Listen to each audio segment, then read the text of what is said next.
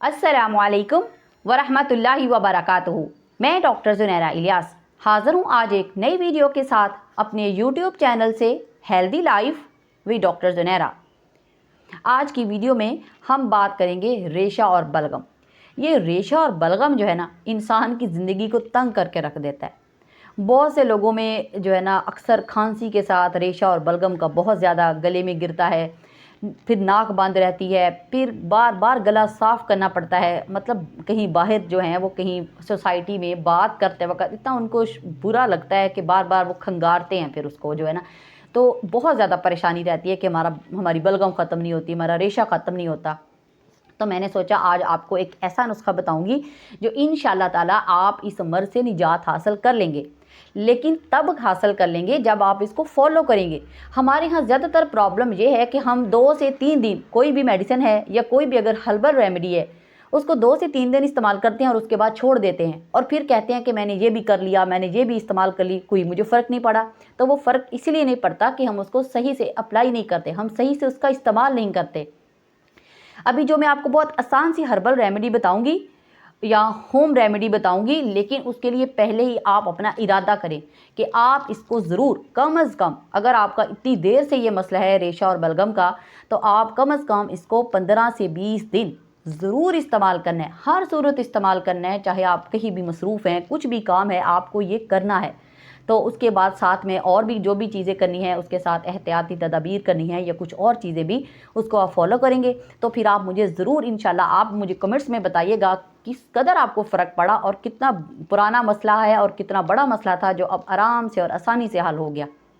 तो आइए मैं आपको बताती हूँ, आप गौर से सुनिएगा। 2 छोटी सी और आम सी चीज़ें हैं, हर एक किचन में ये मौजूद होती हैं।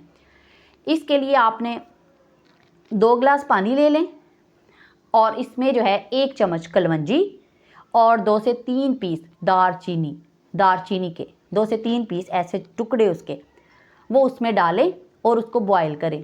आप उसको स्लो फ्लेम पे बॉईल करेंगे और आप 5 से 7 मिनट तक उसको पकाते रहेंगे। उसको या इतना पका लें कि वो आधा रह जाए, वो पानी आधा रह जाए। फिर जब वो अच्छी तरह से पक जाए फिर उसको आप मज़ीद थोड़ी देर उसको ढक के रख दें, जैसे दम दे दिया जाता है किसी चीज़ को। उसके बाद आपने रोज़ाना जो है ना, ये जो कहवा तैयार हो गया, ये जो चाय तैयार हो गई है कलवंजी की और दारचीनी की, तो बहुत मज़ेदार टेस्ट होता है।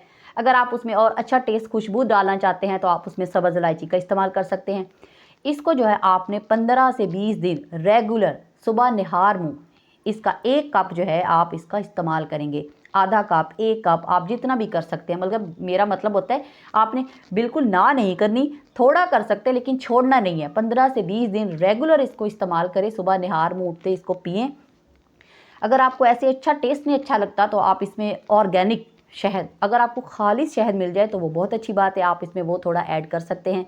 तो आप से जो है ना इसको रेगुलर पिएंगे। इसके अलावा आप इतने दिन, जितने दिन आपने ये कहवा इस्तेमाल करना है ना, साथ में आपने रोज़ अगर 2 टाइम हो तो बहुत अच्छी बात है, अदरवाइज़ 1 टाइम तो ज़रूर आपने जब भाप लेनी है, नॉर्मल पानी से आपने भाप लेनी है।